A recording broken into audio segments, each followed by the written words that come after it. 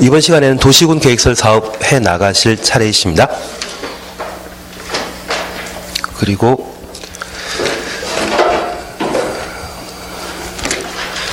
지난주에 79페이지부터 진도 나가셨는데 77페이지 잠깐 확인해 주십니다. 77페이지 보시게 되면 용도 지역 종류 찾으셨죠?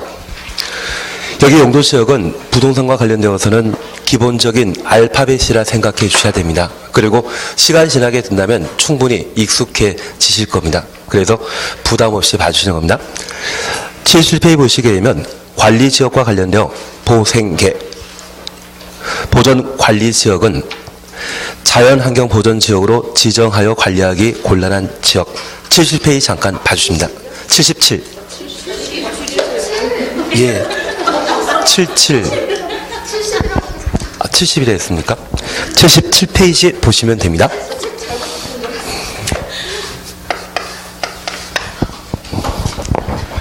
보전관리지역 이야기 나오면 자연환경보전지역으로 지정하여 관리하기 곤란한 지역, 이 말 나왔을 때 보전관리지역에 대한 설명이 되고, 생산관리지역은 농림지역을 지정하여 관리하기 곤란한 지역, 계획관리지역은 도시지역으로 편입이 예상되는 지역, 현재 비도시지역이라는 의미입니다. 그리고 농림지역은 도시지역 외 농지법에 의한 농업진흥지역과 산지관리법에 의한 보전산지란 말 보게 되면 농림지역에 관한 설명이고, 자연환경이란 말 보게 되면 자연환경보전지역에 대한 설명입니다. 한 장 넘기십니다. 도시지역은 주상공록으로 세분하게 되는데 주거지역은 전일준입니다. 공업지역도 전일준입니다. 전용 주거지역은 양호한 주거환경을 보호하기 위한, 그래서 서울 같은 경우는 연희동 일대라 생각하시면 됩니다. 1종은 단독택, 2종은 공동주택 중심이란 말 구분하고, 일반 주거지역은 편리한 주거환경 조성이란 말 봤을 때 일반 주거지역에 대한 설명인데 1종은 저층주택, 4층 이하입니다. 2종은 중층, 3종은 중고층 주택이란 말 썼을 때 일반 주거지역을 1, 2, 3종으로 세분하게 됩니다. 그리고 준주거지역은 주거기능 외 상업, 업무기능의 보완이 필요한 용도지역을 준주거지역이라 하고, 상업지역은 중일근유입니다. 도심, 부도심 이야기 나오면 중심 상업지역이고, 일반적인 상업기능이란 말 쓰게 되면 일반 상업지역, 근린지역이란 말 봤을 때는 근린상업지역, 유통기능 증진이란 말 봤을 때 유통상업지역이 되게 됩니다. 그리고 공업지역은 중화공업이라는 말 썼을 때는 전용공업지역, 환경 저해하지 않는 공업 배치란 말 썼을 때 일반 공업지역입니다. 경공업이란 말 쓰게 되면 준공업지역에 대한 설명으로 봐주셔야 됩니다. 녹지지역은 보생자입니다. 도시의 자연환경이란 말 쓰게 되면 보전 녹지지역이고, 그냥 자연환경은 자연환경 보전지역이었습니다. 농업적 생산을 도모하기 위해 개발을 유보할 필요가 있는 용도지역이라면 생산 녹지지역, 장래 도시 용지의 공급이란 말 봤을 때 자연 녹지지역에 관한 설명으로 보셔야 됩니다. 이러한 용도지역의 지정 절차는 도시군 관리계획 입안 결정 고시 절차를 거쳐 용도지역을 결정하게 되는데, 바다인 공유수면을 매립하게 되었을 때 매립구역과 이웃한 용도지역의 목적이 동일하다면 도시군 관리계획의 입안 결정까지만 생략하고 특광시군은 따로 고신하죠. 고시는 생략 대상 아니라는 것 확인해 주셔야 됩니다. 그리고 맨 마지막 절에 비도시지역이 도시지역으로 변경되는 의제에 관한 사항으로서 우리 시험 볼 때까지 항상 기억하실 것이 전산택입니다. 그래서 한 장 넘기시면 국가 일반 도시첨단산업단지, 농공단지의 경우는 용도지역의 변경 요건 못 된다라는 것 확인하시고, 택지개발지구, 전원개발사업구역으로 지정되게 된다면 도시지역으로 변경되게 됩니다. 그리고 2번, 3번입니다. 관리지역이 농지법에 의한 농업진흥지역으로 지정되게 되면 농림지역으로 의지하며, 관리지역의 살림이 보전산지로 지정되게 되면 농림지역 또는 자연환경보전지역으로 의제되게 됩니다. 그래서 이 2와 3은 관리지역이 농림지역 또는 자연환경 보전지역으로 변경되는 요건으로서 한번 확인해 주십니다. 그리고 옆에 페이지에 행위 제한과 관련되어 건축 제한과 건폐율 용적률 제한을 각각 두게 되는데, 여기 행위 제한과 관련되어 아파트를 개발할 수 없는 곳만큼은 반드시 기억하고 계셔야 됩니다. 유통상업지역과 전용공업지역, 일반공업지역에는 아파트 건축할 수 없고 녹간 농자의 경우에도 개발할 수 없었습니다. 그리고 일종 전용주거지역과 일종 일반 주거지역의 경우는 아파트를 개발할 수 없다라는 것 기억만 해놓습니다. 그리고 우리 약속하시길 이종 근린생활시설은 전용 주거지역과 일반 주거지역에는 건축할 수 없었습니다. 그래서 그러한 행위 제한 규정이 103페이지까지 쭉 나오고 104페이지에는 건폐율 제한에 관한 사안들을 각각 두게 됩니다. 건축 제한과 관련되어서는 최근 시험에 출제되게 된다면 근린생활시설 위주로 시험 문제를 만들고 있기 때문에 아파트와 이종 근린생활시설을 건축할 수 없는 곳 꼭 한번 구분해 주셔야 됩니다. 104페이지 보시게 되면 건폐율 제한 찾으셨죠? 그리고 우리 약속하시길 주거지역은 5, 6, 7이었습니다. 3종 일반 주거지역의 경우만 50%라는 것 기억해 놓으시고 상업지역의 경우는 9878입니다. 그래서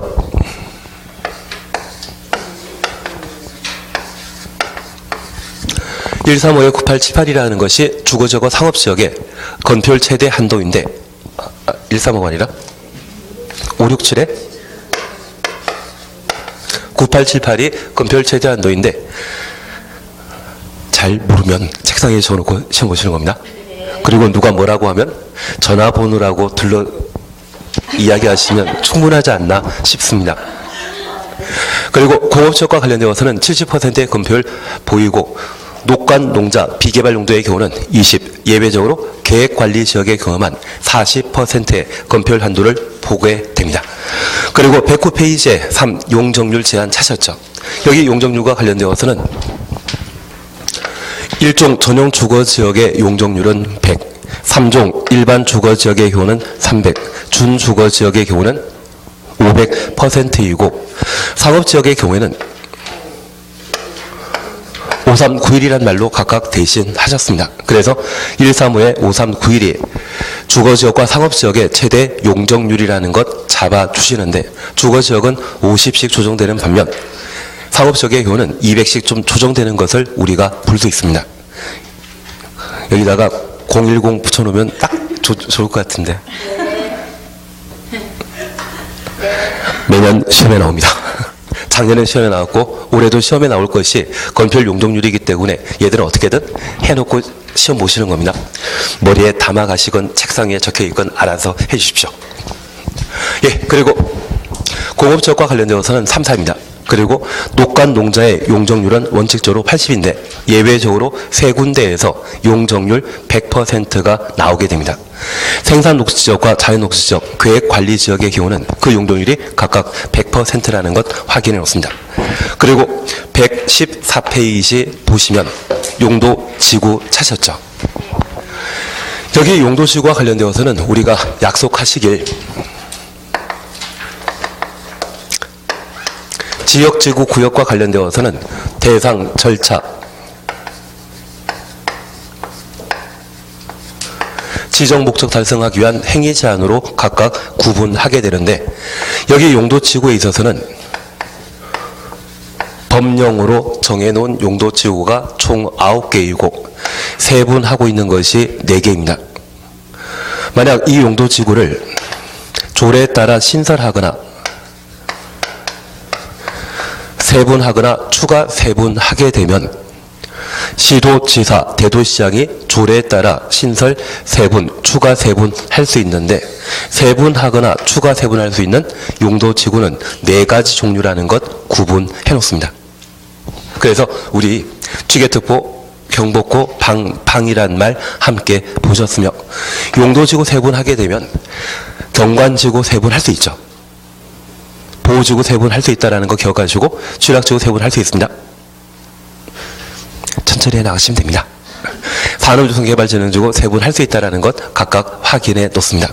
그래서 지금 세분할 수 있는 것으로서 경관지구, 방제지구, 보호지구, 취락지구, 개발진흥지구 총 5개를 세분할 수 있다는 것 확인해 놓습니다. 그리고 조례에 따라 추가 세분할 수 있는 것이 4개인데 경관지구와 특화 경관지구, 중요시설물 보호지구, 특정 용도 제한 지구라고 하면 시도의사 대도시장이 조례에 따라 세분하거나 추가 세분할 수 있습니다. 116페이지에 양관 사업은 도시군 계획 조례로 용도지구의 세분 신설 차셨죠. 그것 확인해 주셔야 됩니다. 예, 이제 이거 다시 봐주십니다. 115페이지 보시게 되면 용도지구의 지정 목적과 관련되어 이번 고도지구 찾았습니다. 올해 법이 개정되어 최저 한도란 말 쓰지 않고 건축물 높이의 최고 한도를 규제할 필요가 있는데 최고 한도란 말 나왔을 때만 해당 지문 맞다라는 것 확인해 놓습니다. 그리고 특정 용도 제한 지구와 관련되어서는 주거 및 교육 환경 보호란 말 보게 되면 특정 용도 제한 지구로서 학교 주변에 용도 제한을 강화시키기 위한 제도라는 것 확인해 놓습니다. 그리고 9번 복합 용도 지구와 관련되어서는 일반 주거 지역과 일반 공업지역, 계획관리지역을 복합용도지구로 지정할 수 있죠. 일반 상업지역을 복합용도지구로 지정할 수 있다. 이 말 나오면 틀립니다. 그리고 경관지구와 관련되어 자연경관지구, 자연경관을 보호한다. 시가지 경관지구, 시가지 경관 보호한다. 특화 경관지구의 경우에는 특별한 경관을 보호하게 되는데 그 대상으로 수계수변 주셔놓습니다. 여기 수계수변은 자연경관지구의 지정 대상 아닙니다. 산지 구릉지란 말 나왔을 때 자연경관지구의 지정 대상이고 주요 수계수변이라는 말 쓰게 되면 특화경관지구의 지정 대상이라는 것 확인해 놓습니다. 그리고 문화적 보존 가치가 큰 건축물 동원해 놓습니다. 표시되어 있으시죠? 특별한 경관 보호 목적으로 지정하는 것이 특화 경관지구입니다. 한 장 넘기십니다. 방제지구와 관련되어서 그냥 지나가시고 보호지구 찾았습니다. 특히 역사 문화 환경 보호지구 찾으셨죠? 문화재 줄쳐 있으시고 역사 문화적으로 보존 가치가 큰 시설 동그라미, 지역 동그라미 되어 있으셔야 됩니다. 그러면 문화적 보존 가치가 큰 건축물을 보호할 목적으로 지정되는 용도지구가 있다고 하면 특화 경관지구이고 문화적 보존 가치가 큰 시설, 지역, 건축물이란 말 없습니다. 지역, 시설이란 말 봤을 때는 역사, 문화, 환경, 보호지구라는 걸 구분해 놓습니다. 워낙 자주 시험에 출제되는 패턴이기 때문에 둘을 꼭 한번 비교해 주셔야 됩니다.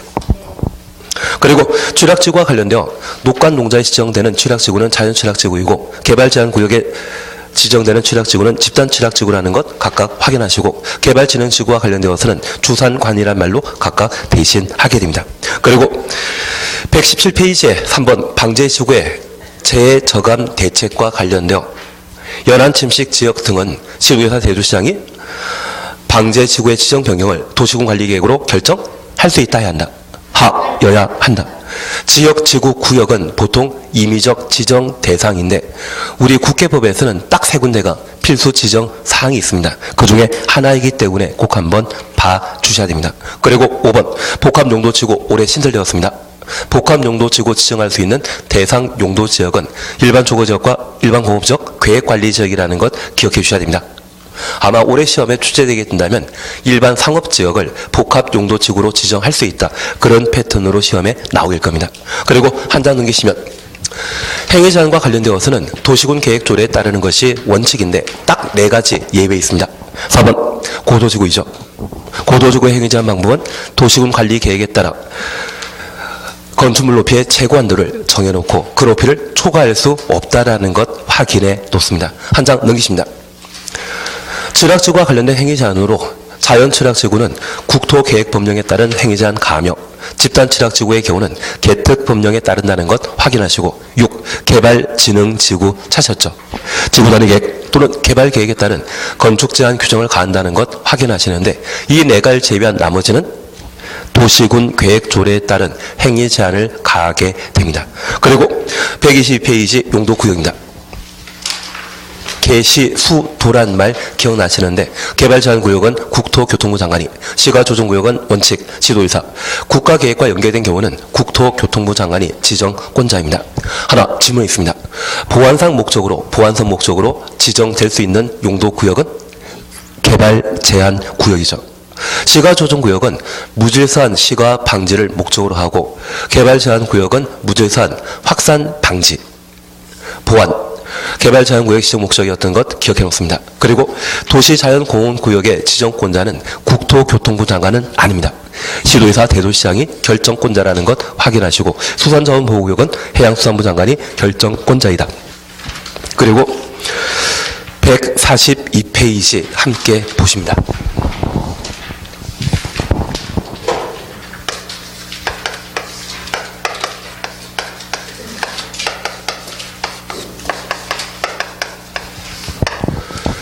도시군 계획시설 함께 보십니다. 우리가 지금까지 함께 공부하시면서 토지이용계획으로서 광역도시계획, 도시구분계획,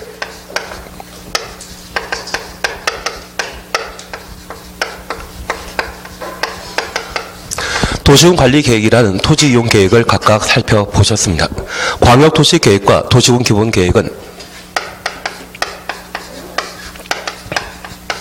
방향을 잡아주는 행정계획으로서 일반 국민에 대한 직접 구속력이 없었습니다.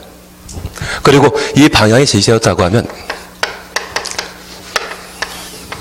그것을 그대로 집행할 수 있는 집행계획이 필요한데, 그 집행계획으로서 도시군관리계획을 함께 보셨습니다. 이 도시군관리계획은 도시 하나와 군 하나의 개발, 정비, 보존을 위한 집행계획을 도시군관리계획이라 했었습니다. 그리고 이 도시군관리계획으로 결정할 수 있는 사항 1번부터 6번까지 함께 보셨는데, 1번과 2번은 용도, 지역, 지구, 구역에 관한 사항을 함께 보셨고, 3번이 기반설의 설치, 정비, 계량에 관한 사항, 그리고 4번이 도시개발사업과 정비사업에 관한 계획을 도시군관리계획으로 결정할 수 있다. 기억나시겠습니까? 도시군관리계획으로 결정할 수 있는 6가지 사항, 그리고 지구단위계획, 입지규제 제소 구역에 관한 사항들을 도시군관리계획으로 결정할 수 있었습니다. 특별히 이 기반설의 설치, 정비, 계량을 도시군관리계획으로 결정하게 되면 도시군계획 시설이라 했고, 이것 만드는 사업이 있다면 도시군계획설 사업이 되게 됩니다. 특별히 도시군관리계획으로 도시군계획설 사업 여부를 결정하고, 그 집행에 관한 사항도 국계법에서 직접 다루게 됩니다. 반면에 도시개발사업과 정비사업에 관한 시행 여부는 어디에서 결정한다? 도시군관리계획으로 결정하게 됩니다. 그래서 다산 신도시가 만들어지게 된다면 다산 신도시에 대한 사업 시행 여부는 도시군관리계획으로 결정해서 시행되는 것이고요. 그 구체적인 절차에 대해서는 도시개발법이라 해서 우리가 다음에 공부하실 법 절차에 따라 시행을 진행하게 됩니다. 여기 정비사업에 관한 사항도 도시군관리계획으로 결정하고, 그 구체적인 시행 절차에 대해서는 도시 및 주거환경정비법에서 다루게 되는데, 이 3가지가 모두 도시군관리계획으로 결정하여 사업 시행하게 되는데, 그 절차를 다루고 있는 법이 3개입니다. 국계법, 도시개발법, 정비법. 그래서 동일한 절차가 진행되는데도 불구하고 3개 법률이 서로 다르다 보니 그 표현이 서로 차이 나거든요. 그 차이점을 우리가 한 2년 정도 공부하셨다고 하면 한 방에 비교할 수 있는 실력이 되시는데, 처음 공부할 때 이 3가지 법률을 동시에 비교하게 된다고 하면 그때는 멘붕 상태가 발생합니다. 그때부터는 과락을 걱정할 상황이 되기 때문에 우리 지금 목표는 학교 가는 목적이시거든요. 그래서 여기 국회법상에 도시군 계획설 사업 절차를 명확하게 구분하고 충분히 숙지된 상태에서 개발법 넘어가는 겁니다. 그리고 도정법에 대해서는 제가 해드리는 것만 해주시고 혼자는 절대 하지 마십시오. 너무 복잡해집니다. 그게 아닙니다.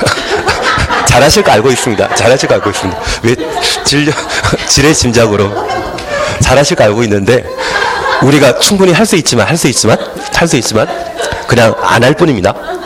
그래서 내가 국계법과 관련되어 출제되는 12문제 중에 한 10문제 가까이를 맞추시게 된다면 그제서야 개발법과 관련되어 제가 정리해 놓은 것들 동영상을 통해서 다시 한번 살펴보시는 쪽으로 해주시고, 도전법과 관련되어서는 진짜 시험의 필수 사항이라 판단되는 것들만 한번 해 나가시는 겁니다. 그래서 이 두 가지에 대해서는 천천히 하시는 게 좀 더 합격에 근접할 수 있는 방법이 아닌가 싶습니다. 그러면 이제 다시 한번 살펴줄 것이 있습니다. 도시군 관리계획 결정 전 상태를 기반시설이라 표현하고 있는데, 여기 기반시설은 우리가 오늘 집을 나오셔서 학원 오실 때 이용했던 도로, 주차장, 전기, 수도 등의 일체시설이 있다고 하면 좁은 도시지역의 사람들이 쾌적하게 살기 위해 생활의 필수시설들이거든요. 그 일체 것들을 기반시설이라 표현하고, 그 기반시설의 설치 여부를 도시군 관리계획으로 결정하게 되면 그때는 도시군 계획 시설이라 하고, 그것 만드는 것을 도시군 계획시설 사업이라 표현하게 됩니다. 여기 도시화 사업과 정비 사업 이 세 가지를 통칭하게 되면 모두 도시군 관리 계획으로 시행 여부 결정한 것이죠. 그래서 저 세 가지를 통칭하게 되면 도시군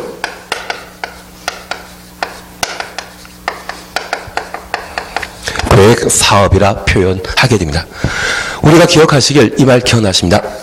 광역도시계획을 제외한 기본계획과 도시군 관리계획은 도시군 계획이다.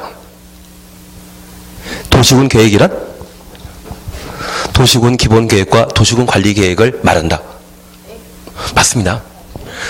도시 하나, 군 하나를 대상으로 수립하는 행정계획으로서 도시군 기본계획, 도시군 관리계획 이 두 가지를 도시군 계획이라 표현하게 됩니다.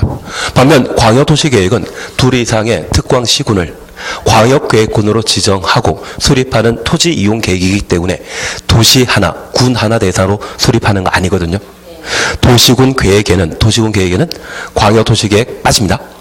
기본계획과 관리계획만 도시군 계획이라 합니다. 저는 한번 한 적이 있습니다. 그래서 저 도시군 관리계획으로 결정한 세 가지 사업을 통칭해서 도시군 계획 사업이라 표현하게 됩니다. 도시군 계획 사업에는 도시군 계획설 사업과 도시개발 사업, 정비 사업 세 가지를 도시군 계획 사업이라 표현하게 되는데, 하나 질문이 있습니다. 도시군 계획 사업이란 기반시설 설치 사업을 말한다? 기반시설이 아니고요. 뭐? 도시군 계획 시설 사업. 도시군 계획설 사업이 도시군 계획 사업에 포함되는 것이지 기반시설 설치 사업은 도시군 계획 사업과 무관하다라는 것 봐주셔야 됩니다. 그러면 여기 기반시설은 도시군 관리계획 결정 전 상태이고 도시군 관리계획으로 결정한 이후에는 도시군 계획 시설 되게 되는데, 이 기반시설에 있어서 우리 남양주시의 인구가 70만 정도이지만 만약 우리 남양주시가 인구 3만 정도의 도시라고 하면 병원 이 남양주시에 만들게 되면 장사 안 될 것 같습니다. 그래서 누구도 병원 만들겠다고 하지 않는다고 하면 시에서 돈 들여서 만들 필요 있지 않습니까? 그럴 때는 도시군 관리계획으로 시립병원이라는 것을 남양주시에 만들게 되는데, 저 병원이 장사 잘 될 인구를 갖춘 도시라고 하면 누가 만들란 이야기 하지 않더라도 개인이 만들 수 있죠.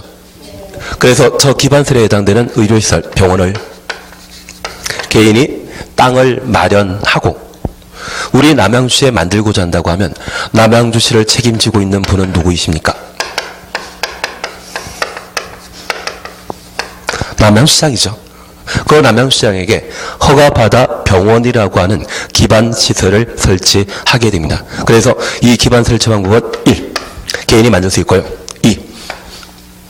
시 예산으로 만들 수 있죠. 시 예산을 만들 필요가 있다고 하면 그때는 도시군 관리계획으로 결정하여 병원을 만들 수 있다는 이야기입니다. 그래서 기반 설치 방법은 두 가지 있다는 것 구분해 주셔야 됩니다. 그래서 우리 남양주시에 도축장이라는 거 있지 않습니까?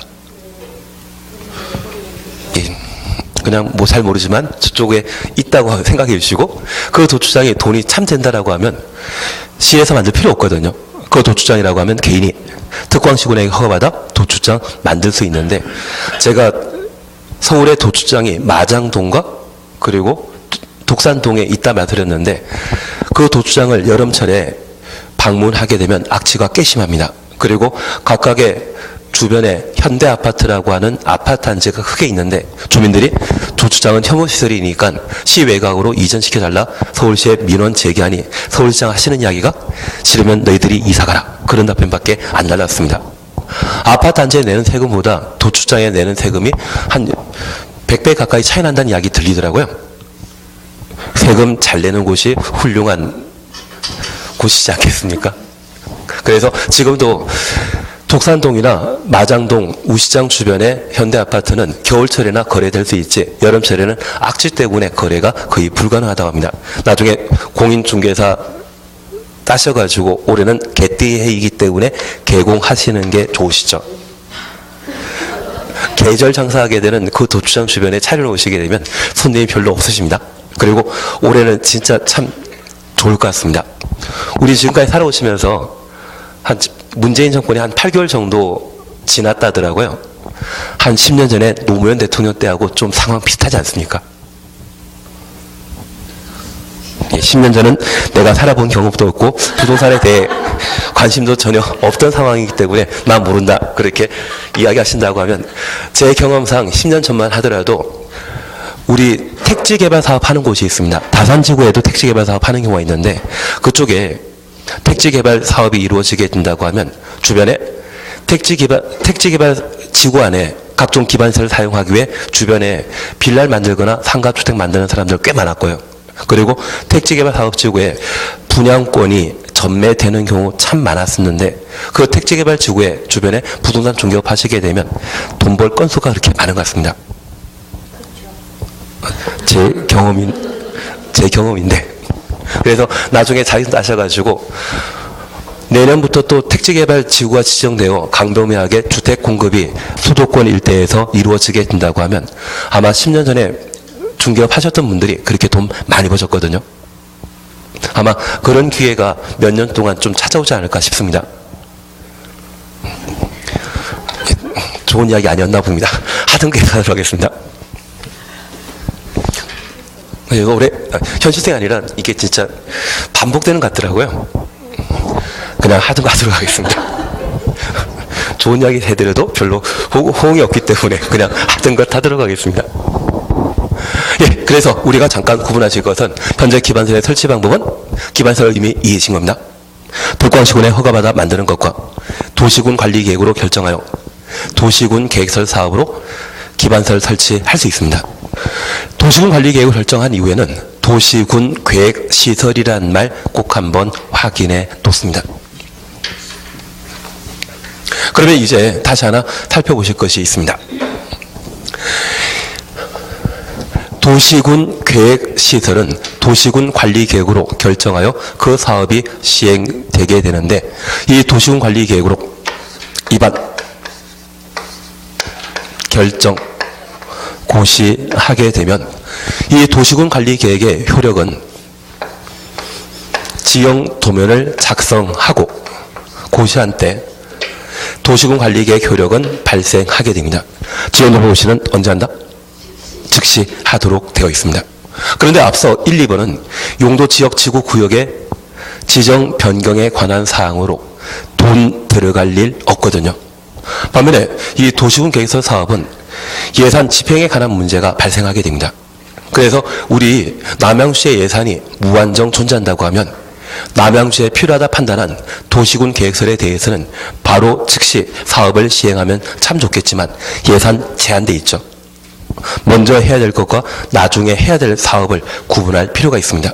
그래서 지역지구 구역과 달리 도시군 계획설 사업과 관련되어서는 단계별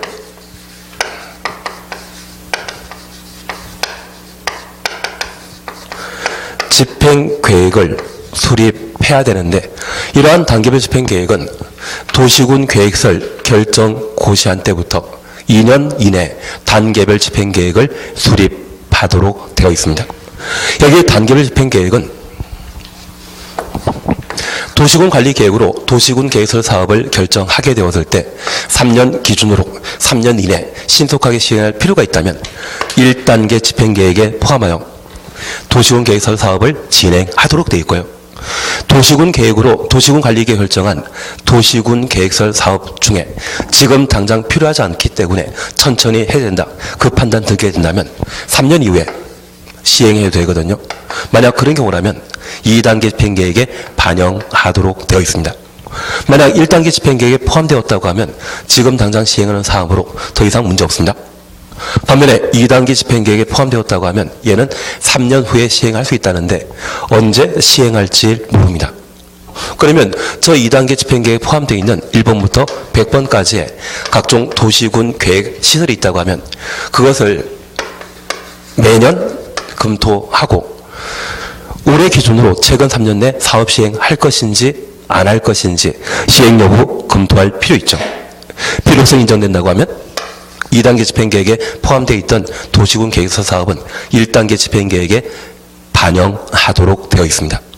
그래서 이 단계별 집행계획은 도시군 계획서 사업을 시행하는 때는 돈 필요하지 않습니까? 예산과 관련된 사안으로 이 도시군 계획서 사업의 시행 여부와 관련된 단계별 집행계획은 입안권자가 수립하겠습니까? 결정권자가 수립하겠습니까? 도시군 계획서 사업 누가 하겠습니까? 결정권자가 하겠습니까? 입안권자가 하겠습니까? 우리 남양주시는 아니지만 구리시에 도로 하나 만들겠다고 하면 구리시장은 인구 50만 미만인 도시이기 때문에 구리시장이 도시군 관리 계획을 입안하게 되면 경기도지사가 그래 구리시에 도로 하나 만들어 그렇게 확정 짓는 것이 결정 역할이거든요. 그러면 구리시에 실제 도로 만드는 사람은 경기도지사입니까? 구리시장입니까?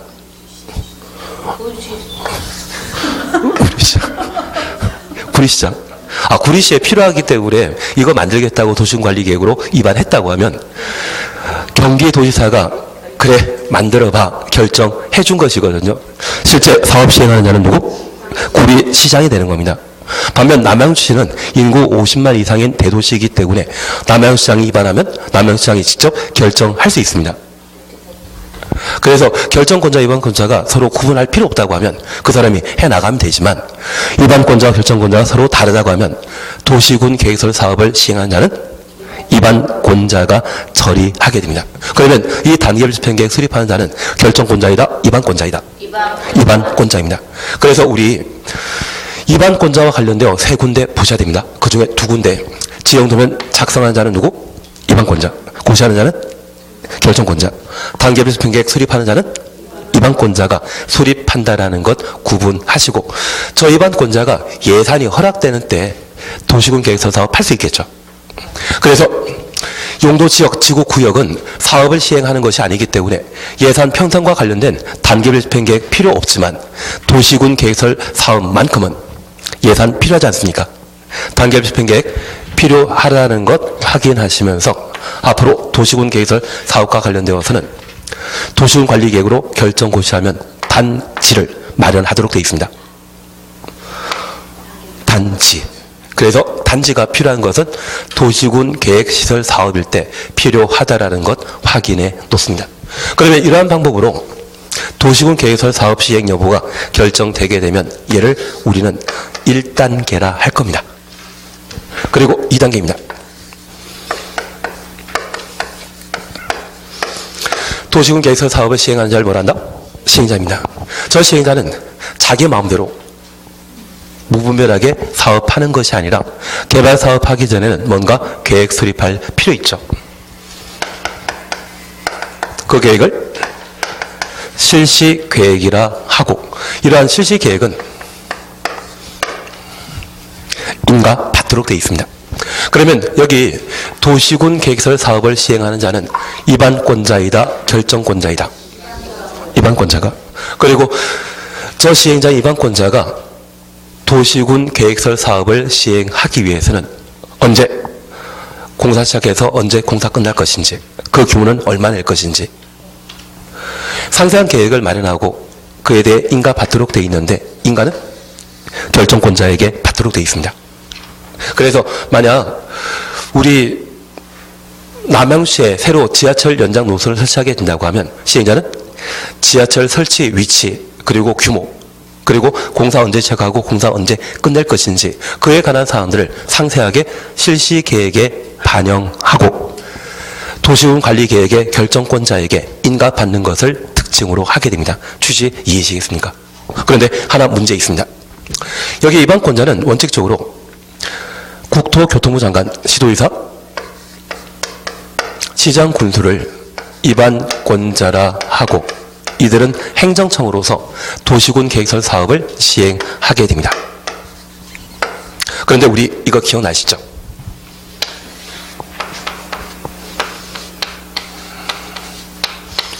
도시군 관리 계획의 입안과 결정은 행정청만 처리하는데 비행정청도 정책 결정에 참여할 수 있죠.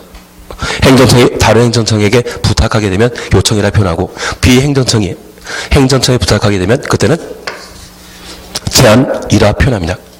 그래서 저 입안 제안은 주민 및 이해관계인이 우리 남양주에 새로 대학 만들어지게 되면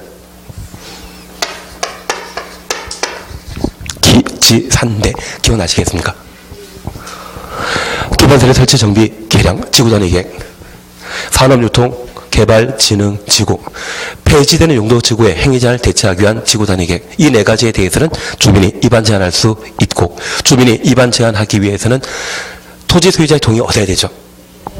기반 설치와 관련되어서는 해당 면적의 5분의 3, 남의 세 가지에 대해서는 3분의 2 이상의 토지 소유자의 동의 얻어 입안 제한하게 되면 제한한 날부터 45일 이내 입안 여부를 통보하게 되며 이래 30일 범위 내 기간 연장할 수 있습니다. 이러한 입안 제한에 따라 도시군관리계획의 입안 결정 공실차를 진행하게 되면 입안과 결정에 필요한 비용 전부 또는 일부를 부담시킬 수 있다. 소액자 부담 원칙이라는 말 기억나시겠습니까? 하여튼 공법은 한 주 안 듣고 오면 참 난감해지는 게 특징입니다. 그래서 잠깐 지난주 했던 거 잠깐 하긴 했었는데 얘는 2주 전 이야기여가지고 더 난감한 상황입니다. 이게 지난주만 하더라도 해볼만 하는데 2주 전이면 갑자기 또 참 난감해지는 게 특징입니다. 그러면 이러한 입안 제한은 왜 하겠습니까? 저희들이 직접 만들겠다고 입안 제한하는 것이죠. 그래서 저 입안 제한한 기반설의 설치만큼은 행정청이 아닌 제한한 비행정청이 도시군 계획설 사업을 시행할 수 있고 저 비행정청은 입안권자로부터 도시군 계획설 사업 시행자로 지정된 때 시행자가 될 수 있습니다. 그래서 행정청의 경우는 당연 도시군 계획설 사업 시행자인 반면 비행정청의 경우에는 입안권자, 국토교통부 장관과 시도의사, 시장 군수로부터 도시군 계획설 사업 시행자로 지정받은 때 도시군 계획설 사업을 시행할 수 있는 겁니다. 다만 이러한 비행정청 중에는 주택공사 등의 정부 투자기관과 우리 남양주 지방공사 있지 않습니까? 이들을 공이라 표현하고요. 영리사업을 도모하게 되는 민간이 있는데 특별히 국가지방자탄체와 정부투자기관 지방공사의 경우는 공익사업을 주도하는 공공으로서 그 사업 시행에 있어서 여러 가지 도움을 제공하도록 되어 있습니다. 그래서 이행보증금 등을 예치하게 하면 된다 안 된다? 이행보증금은 저 실시계 인가시에 일정한 부대 조건을 걸게 되는 조건부 인가시에 발생할 수 있는 제도인데 민간의 경우는 저 사업 시행자 지정되고 사업 시행을 제대로 안 하는 경우 있거든요. 그걸 보장할 목적으로 이행 보증금을 예치하게 할 수 있습니다. 반면에 공공의 경우에는 그런 조건부 인가 시에 그 조건 꼭 이행하죠. 이행 보증금은 민간의 경우에만 돈을 예치하게 하지 공공의 경우는 예치하는 거 아닙니다. 만약 주택공사나 지방공사 등에게 이행보증금 요구하게 되면 그 지분은 무조건 틀린 것으로. 그리고 두 번째입니다. 여기 공공이 각종 개발사업 하게 되면 공익사업이 되게 됩니다. 저 공공의 경우는 토지 소유자의 동의 필요 있다 없다? 없습니다. 민간의 경우에만 땅 장사, 땅을 아주 저렴하게 취득해서 비싼 가격에 분양할 목적이 아닌가 해서 이 민간의 경우에만 토지 소유자의 동의를 구하도록 되어 있습니다. 그래서 앞으로 우리가 함께 해 나가시면서 정부 투자 기관 등이 또는 지방공사가 이행보증금의 예치 대상이라고 하면 무조건 틀린 질문으로 이행보증금 등은 오직 누구에게만? 민간에게만. 그래서 국가지방자산체 행정청입니다. 그리고 정부 투자기관과 지방공사 비행정청이지만 이 둘을 묶어 공이라 하고 영리 목적의 각종 개발 사업을 한 자가 있다면 이들은 민간으로서 토지 소유자의 동의나 이행보증금의 예치를 모두 요구한다라는 것 확인해 놓습니다. 그러면 이들이 시행자로서 실시계획을 작성하게 되면 실시계획인가 받아야 되는데 이렇게 수립하는 실시계획은 도시군관리계획 결정 이후에 만들어지는 것이죠. 실시계획과 도시군관리계획을 비교하게 되면 하위계획은 실시계획. 그러면 실시계획은 도시군관리계획에 부합하여야 한다. 예, 하위계획이기 때문에 상위계획에 부합해야 된다. 맞는 이야기입니다. 거기까지 해주신다면 아무 문제 없습니다. 그리고 이렇게 실시계획 인가받고 이를 고시하게 되면 도시군 계획서 사업을 시행하게 되는데 우리 주변에 도로 만들거나 학교 만들게 되면 그 필요한 땅이 있죠. 그 땅을 어떤 방법으로 취득하게 됩니까? 수용. 그러면 이러한 도시군 계획설 사업을 시행하게 되었을 때 저 수용 방식으로 도시군 계획설 사업 시행하게 되면 학교 만드는 땅, 도로 만드는 땅을 도시군 계획설 부지라 하거든요. 그 부지에 있어서는 수용, 사용 가능한데 인접한 토지에 대해서는 사용을 할 수 있지만 수용할 수 없습니다. 그래서 수용 가능한 것은 도시군 계획설 부지에 대해서만 수용할 수 있다는 것 이해해 놓습니다. 그래서 도로변에 이렇게 생긴 땅에 학교 만들고자 하는데 도시군 계획설 부지로 결정된 땅은 수용 사용할 수 있지만 그 인접한 토지를 공사에 필요한 물건 야적장으로 활용하고자 한다면 인접한 토지이죠. 인접한 토지에 대해서는 뭐만 할 수 있다? 사용만. 만약 인접한 토지에 대해서도 수용할 수 있다. 그런 취지라고 하면 바로 잘못된 것으로 판단해 주셔야 됩니다. 그리고 공사가 모두 완료되게 되면 준공금사에 관한 절차를 거치고 공사 다 끝났다는 것을 널리 공개하게 되는데 그러한 공개 방법은 공사료 공고 절차에 따라 처리하게 됩니다. 준공금사는 누가 하겠습니까? 입안권자가 하겠습니까? 결정권자가 하겠습니까? 결정권자가. 시행한 사람은 입안권자이고 그 입안권자인 시행자가 도시군 계획설 사업을 모두 완료했다면 인가받은 실시계획대로 공사 이루어졌는지 확인하는 것은 결정권자가 해야 되죠. 그래서 지금 입안권자와 결정권자에 관한 구분을 계속 하셨는데 입안권자 세 군데 나와야 됩니다. 지형조건 작성하는 자, 입안권자. 단계별 집행계획 수립하는 자, 입안권자. 시행자, 입안권자. 입안권자는 딱 세 군데 나오고 나머지는 결정권자가 나와줘야 됩니다. 결정권자와 입안권자는 같다, 다르다? 달랐습니다. 그 차이점 봐주시는 게 도시군 계획설 사업과 관련되어 우리가 함께 보실 내용들입니다. 우선 142페이지 하셨죠? 지난주 이거 안 하셨습니까? 저는 왜 했다고 착각하고 있는지 잘 모르겠습니다. 142페이지 함께 보십니다. 여기 142페이지에 1번 기반시설 찾으셨죠? 그리고 위에 박스 말고 밑에 하늘색 박스에 대통령령이 정하는 시설이라 해서 1번부터 7번까지 기반시설의 종류를 각각 나열하고 있습니다. 국토의 계획 및 이용에 관한 법률에서 설치 가능한 기반시설은 55개인데 저 55개를 7개 큰 내용으로 분류하고 있습니다. 작년에도 시험에 나왔지만 올해도 아마 시험에 나올 겁니다. 그래서 최근 5년 사이에 매년 계속 시험에 나오는 것이 이 기반시설 종류 물어보는 게 시험에 나오고 있는데 올해도 시험에 나옵니다. 그러면 내가 출제위원이라고 하면 저 기반시설과 관련되어 1번, 2번, 3번을 묻겠습니까? 7번을 물어보겠습니까? 제가 뭐 이유 설명할 필요도 없으신데요. 여기 기반서를 시험에 내게 된다고 하면 출제하신 분들은 1, 2, 3번에 대해서는 열심히 공부하고 열심히 다 외운다 그 생각하고 있는데 4번, 5번 좀 지나가게 되면 이제 지쳐가지고 공부를 안 한다 생각합니다.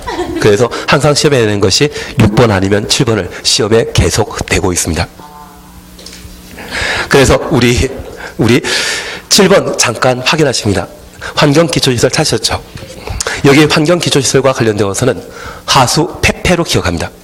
하수도, 폐기물 처리시설, 수질 오염 방지시설, 폐차장.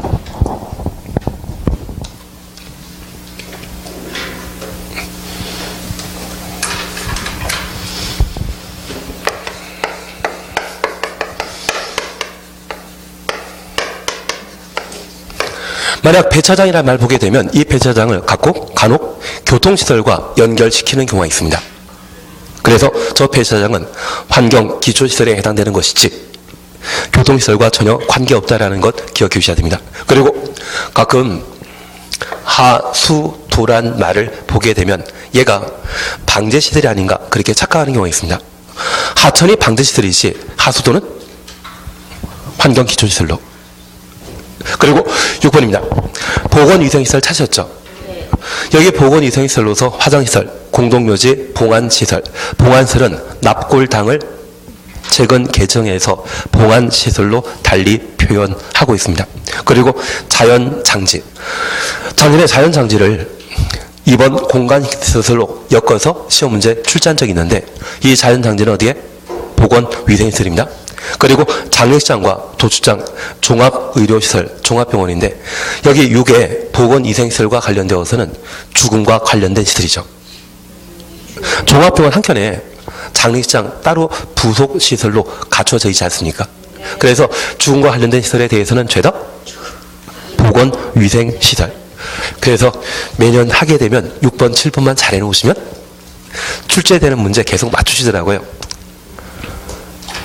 출제위원들은 6번, 7번까지는 외우지 못할 거야. 그 생각하면서 시험에 계속 내는 것 같습니다. 예, 그래서 하수 폐폐 하나 기억하시고 죽음과 관련된 시설이 있다면 보건위생시설로 각각 분류해 주셔야 됩니다.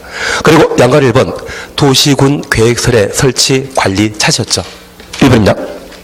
지상, 수상, 공중, 수중, 지하에 기반설을 설치하려면 가로 해놓습니다. 그 시설의 종류 등을 미리 도시군 관리 계획으로 결정하여야 한다. 도시군 관리 계획으로 결정하여야 한다. 가로 해놓습니다. 다만 용도 지역, 기반설의 특성 등을 고려하여 대통령령으로 정하는 경우에는 그러하지 아니하다. 대통령령 추천습니다. 그러면 우리 앞서 이것 약속하셨습니다. 기반설의 설치 방법은 도시군 관리 계획으로 결정하는 것이 원칙인데 저 기반설 중에 돈이 될 수 있는 것이라고 하면 도시군 관리 계획 말고 다른 방법으로 만들 수 있죠. 특광시군에게 허가받음으로써 병원 만들 수 있지 않습니까? 그것이 대통령령이 정하는 사안입니다. 그 대통령이 정하는 사항을 143페이지 하단부에 쭉 나오는데 이런 거 보는 거 아닙니다. 이거 언제 외우고 있겠습니까? 이런 거 보는 거 아닙니다. 그래서 이쪽은 나중에 제가 문제를 만들게 되면 기출문제에 나오는 패턴이 있거든요. 그걸 한번 보여드릴 겁니다. 그냥 지나가십니다. 그냥 지나가십니다. 그래서 우리 기억하실 것은 기반설 설치 방법은 원칙적으로 도시군 관리 계획에 따른다라는 것 기억하시고 예외 존재한다라는 것 기억만 해주십시오. 구분하는 방법에 대해서는 나중에 문제 풀어가시면서 함께 해나가시면 됩니다. 그리고 2개만 더 보고 쉬어다십니다. 다음 페이지 보시게 되면 2번 도시군 계획시설 찾으셨죠? 도시군 계획시설이란 기반시설 중에 도시군 관리계획으로 결정된 시설을 말한다. 확인되셨습니다. 그래서 우리가 방금 보신 게 도시군 계획시설이란 기반시설 중에 도시군 관리계획으로 결정된 시설을 말하고 있습니다. 그런데 시험에 꼭 이렇게 나옵니다. 기반시설이란 도시군 계획시설 중에 도시군 관리계획으로 결정한 시설을 말한다. 이것 틀립니다. 순서가 뒤바뀌어 있으시면 안 됩니다. 그래서 우리 약속하시길 저 기반시설 플러스 도시군 관리계획 도시군 계획시설이죠. 그래서 우리 지금 결혼하셨다고 하면 결혼하시기 전에 참 내 편 들어주고 나한테 참 잘해주시는 분이 결혼만 하게 되면 그때는 남의 편만 드시죠. 내 편 들어주던 분이 결혼만 하게 되면 남편이 되어버리지 않습니까? 말도 안 되는 이야기였습니다. 그래서 지금 기반시설 중에 도시군 관리계획으로 설치를 결정했다면 도시군 계획시설이다. 취지 이해시겠습니까? 기반시설이 도시군 계획시설로 바뀌기 위해서는 도시군 관리계획의 결정 필요한다는 것, 그것 확인했습니다. 나중에 4월달이나 3월달에 모의고사 보면 이거 내면 다들 틀려주시더라고요. 왜 틀린지 잘 모르겠습니다. 예, 그래서 2번에 관한 사항 저렇게만 하나 확인해 놓습니다. 3, 4, 5번 그냥 지나가시고 양가로 2번 광역시설의 설치 관리 있는데 지나가십니다. 146페이지에 공동구 설치 관리 찾으셨죠? 한 줄만 보고 쉬었다 하십니다. 여기 공동구는 기반설의 한 종류로서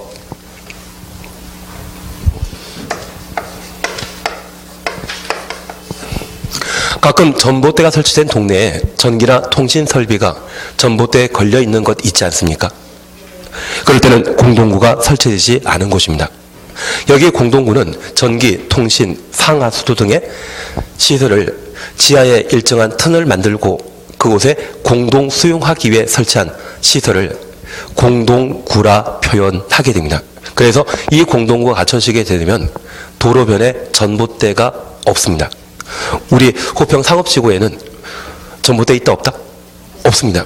지하에 공동구가 만들어져 있기 때문에 그 전기, 통신 등의 설비가 모두 지하에 들어가 있습니다. 공동구 취지 이해하시겠습니까? 그러면 이러한 공동구가 만들어지게 되면 저 공동구에 설치 대상으로서 면적 200만 제곱미터 초과하는 도시개발 사업이 이루어지게 되면 공동구를 의무적으로 설치하도록 되어 있습니다.